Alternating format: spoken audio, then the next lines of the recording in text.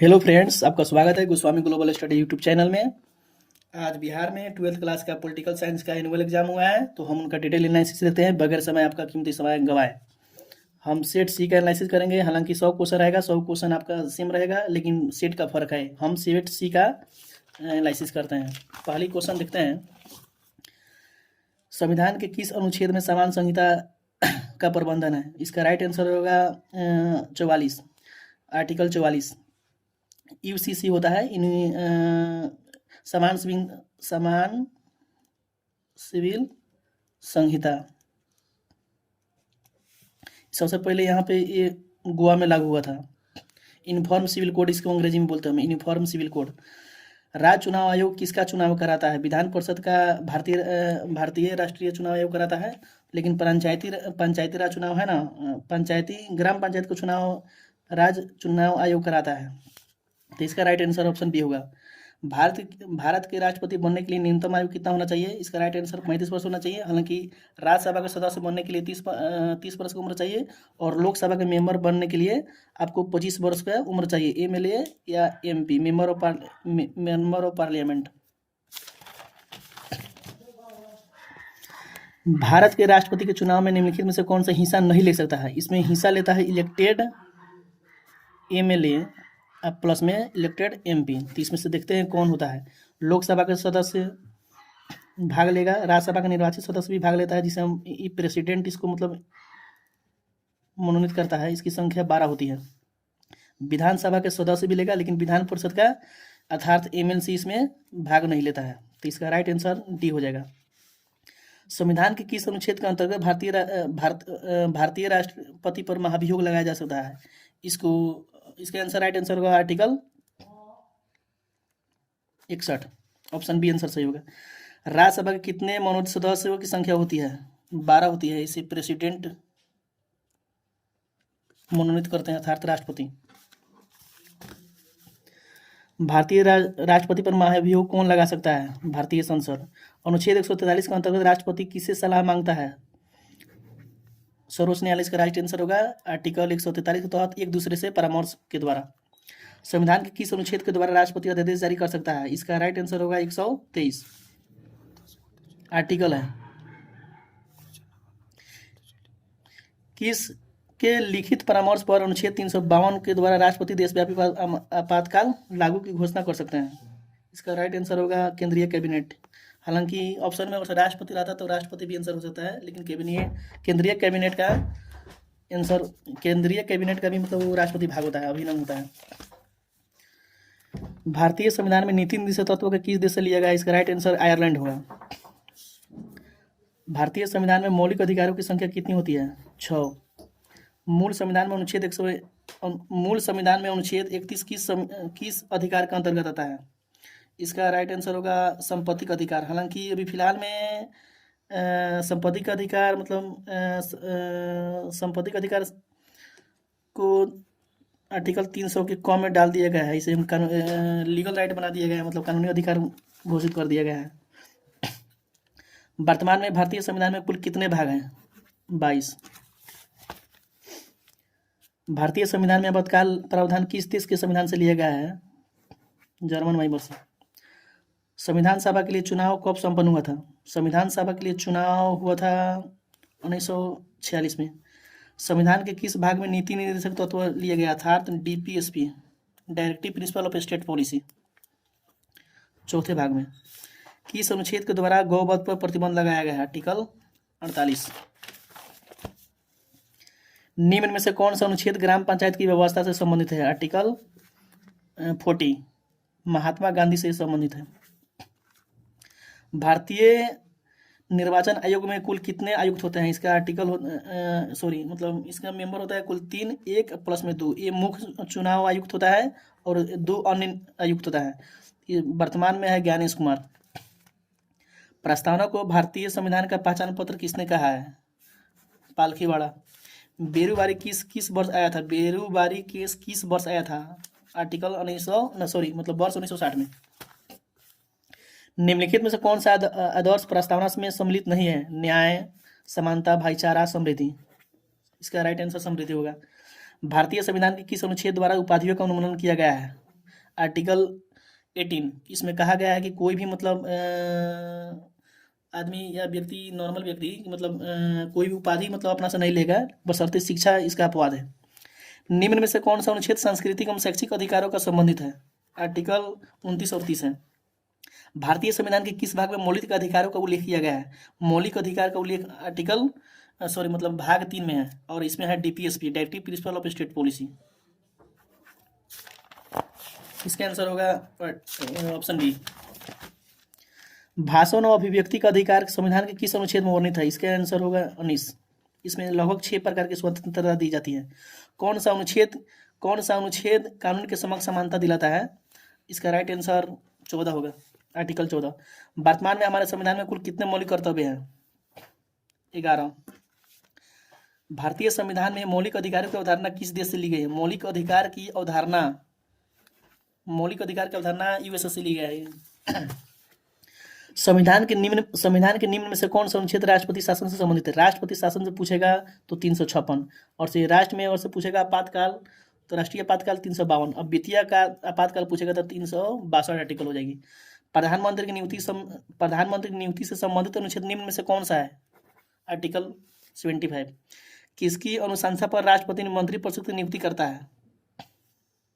किसकी अनुशंसा पर राष्ट्रपति मंत्रिपरिषद की नियुक्ति करता है? भारत के प्रधानमंत्री की नियुक्ति आदेश पर। नीति आयोग का अध्यक्ष कौन होता है? नीति आयोग का अध्यक्ष प्रधानमंत्री होता है। पहले नीति आयोग का मतलब नाम, इसका गठन सबसे पहले 15 मार्च 1950 में हुआ था। पहले इसका नाम योजना आयोग था, बाद में इसका नाम नीति आयोग कर दिया गया 2015 में, 1 जनवरी 2015 में। भारत में मंत्रिपरिषद सामूहिक रूप से किसके प्रति उत्तरदायी होता है? लोकसभा के। अगर जैसे यहाँ पे लिखा है सामूहिक रूप से, अगर पूछता है व्यक्तिगत रूप से तो इसका होता है प्रेसिडेंट। संसद की संयुक्त बैठक कौन बुलाता है? Joint sitting. इसका राइट आंसर होगा लोकसभा अध्यक्ष, आर्टिकल 108 के तहत। राज्यसभा धन विधेयक को कितने दिनों तक विलंब कर सकता है? 14 दिनों के लिए। निम्न में से किस सदन में प्रधानमंत्री के विरुद्ध अविश्वास प्रस्ताव लाया जा सकता है? इसका राइट आंसर होगा लोकसभा। 18वीं लोकसभा के चुनाव में किस दल को स्पष्ट बहुमत नहीं मिला? इसका राइट आंसर होगा इनमें से कोई नहीं। कैसे कि मान के चलिए 543 टोटल लोकसभा की सीट है, इसमें से कम चाहिए कितना? 223 के लिए बहुमत चाहिए। 223 तो किसी भी पार्टी का नहीं आया, तो इसलिए इसका राइट आंसर डी हो जाएगा। लोकसभा का विघटन कौन कर सकता है? लोकसभा का विघटन करने का शक्ति लोकसभा के अध्यक्ष के पास होता है। ये बुलाता भी है और 17 विघटन का मतलब होता है कि 17 भी करता है लोकसभा का अध्यक्ष और 17 भी करता है लोकसभा का अध्यक्ष। भारत में सुदृढ़ केंद्र के साथ संघीय ढांचा का विस्तार किस देश से लिया गया है? कनाडा। स्थानीय स्वशासन का विषय किस सूची में है? स्थानीय स्वशासन तो राज सूची हो जाएगा इसका आंसर। भारत में नगरीय प्रशासन की स्थापना किस वायसराय ने दी थी? लॉर्ड रिपन ने। अगर से वही पूछता स्थानीय स्वशासन तो उसका हो जाएगा कर्नवालिस। नया पंचायती राज किस कमेटी की सिफारिश पर आधारित है? बलवंत राय कमेटी। 73वां और 74वां संवैधानिक संशोधन कब लागू हुआ था? 1993 में। भारत में कितने स्तरीय पंचायती राज की वर्तमान में त्रिस्तरीय है? बलवंत राय मेहता कमेटी की सबसे पहला मतलब पंचायती राज का सुझाव दिया था। 74वें संविधान संशोधन कौन सी अनुसूची में जोड़े गए थे? 74वें संविधान संशोधन के द्वारा संविधान में कौन सी अनुसूची जोड़ी गई थी? तो इसका हो जाएगा 12वीं अनुसूची। और 73वां कॉन्स्टिट्यूशनल अमेंडमेंट के द्वारा 11वीं अनुसूची जोड़ी गई थी। इसका राइट आंसर होगा 12वीं होगी। पंचायतों को चुनाव कितने वर्ष पर होते हैं? पंचायत के चुनाव 5 वर्ष पर मुख्यतः होते हैं। निम्न में से किस देश का संविधान सबसे विशाल है? भारत। भारत में अब तक कितने आम चुनाव हो चुके हैं? आम चुनाव 18 हो सकता है। 18वीं लोकसभा चुनाव में फिलहाल में यहाँ बीजेपी की सरकार है। किस भारतीय प्रधानमंत्री को शिमला समझौते पर हस्ताक्षर किया था? इस समय शिमला समझौते के समय इंदिरा गांधी प्रधानमंत्री थी। ताशकंद समझौता पर हस्ताक्षर कब हुआ था? 1966 में, लाल बहादुर शास्त्री के समय। भारत चीन युद्ध कब हुआ था? भारत चीन युद्ध था 1962 में, और से भारत पाक युद्ध पूछता तो 1965। सार्क का मुख्यालय कहाँ है? सार्क का मुख्यालय होगा काठमांडू। इसकी स्थापना ध्यान है दोस्त की 1985 में हुआ था। इसमें 8 मेंबर है। इसका मतलब हेडक्वार्टर कहाँ है? हेडक्वार्टर काठमांडू में है। सार्क में कुल कितने सदस्य हैं? वही क्वेश्चन है जो एनालिसिस करवाए, 8। भारत के प्रथम गृह मंत्री कौन थे? सरदार पटेल।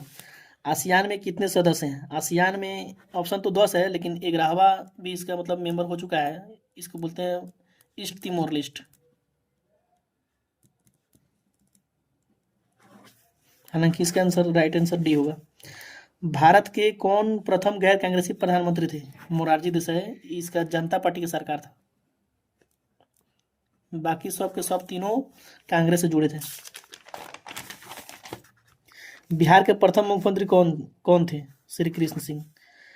डीएमके किस राज्य के क्षेत्रीय दल है? तमिलनाडु। अभी फिलहाल में इस पार्टी से मतलब वहाँ के सीएम है कौन? MK Stalin. भारत में परमाणु परीक्षण सर्वप्रथम किस वर्ष हुआ? भारत में परमाणु परीक्षण सर्वप्रथम किस वर्ष हुआ? इसका आंसर होगा 1974। उसका नाम दिया गया था स्माइलिंग बुद्धा।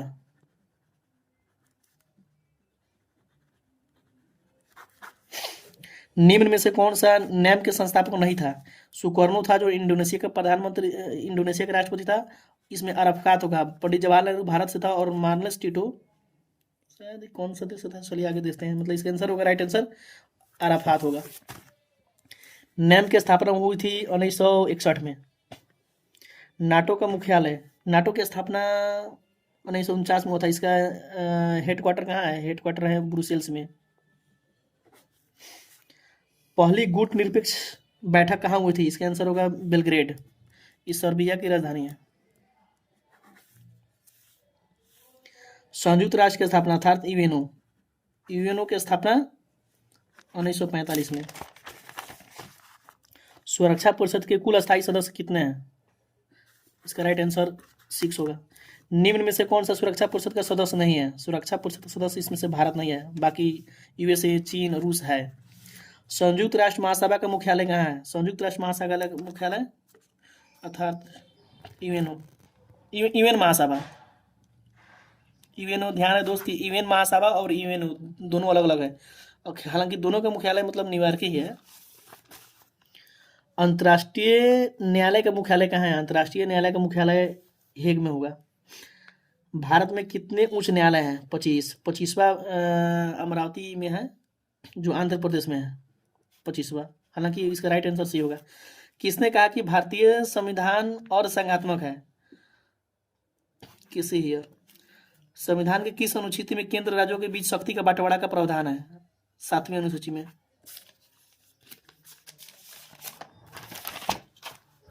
रेलवे का विषय किस सूची का विषय है? केंद्र सूची का। हालांकि तीन सूची होता है। एक होता है केंद्र लेवल पर, एक होता है राज्य लेवल पर, जो राज्य सरकार इसमें बनाता है। इसमें होता है समवर्ती, जिसमें केंद्र और राज्य दोनों मिलकर अपना नियम तय करते हैं।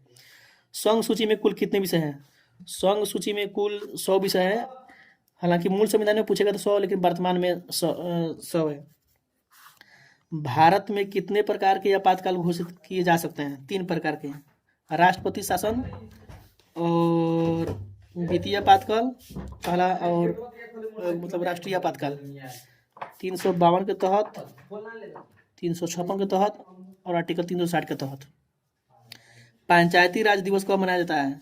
पंचायती राज दिवस 24 अप्रैल को मनाया जाता है। भारत की संघीय व्यवस्था में अवशिष्ट शक्तियाँ किससे प्राप्त है? हालांकि तीन सूचियाँ के अलग अलग, 3 सूचियों के अलावा एक अवशिष्ट सूची भी होती है जो तीनों में सूटेबल नहीं खाती है, तो अवशिष्ट शक्तियों में उसको शामिल करते हैं, लेकिन इस पर अधिकार संसद का होता है। राज्यसभा के लिए आवश्यक कितने तत्व हैं? राज्य के लिए आवश्यक तत्व कितने होते हैं? इसका आंसर होगा तत्व। जैसे यहाँ पे जनसंख्या अनिवार्य है, भूभाग भी चाहिए, और संप्रभुता भी चाहिए, और चौथा वहाँ की सरकार भी होना चाहिए। यहाँ राज्य का संबंध एक देश से है, ना कि स्टेट से। किस राज्य से पृथक होकर तेलंगाना राज्य का निर्माण हुआ है? आंध्र प्रदेश होगा, 2 जून 2014 में। संविधान सभा की प्रथम बैठक कब हुई थी? 9 दिसंबर 1946 में। इसमें अस्थायी अध्यक्ष सच्चिदानंद सिन्हा को बनाया गया था।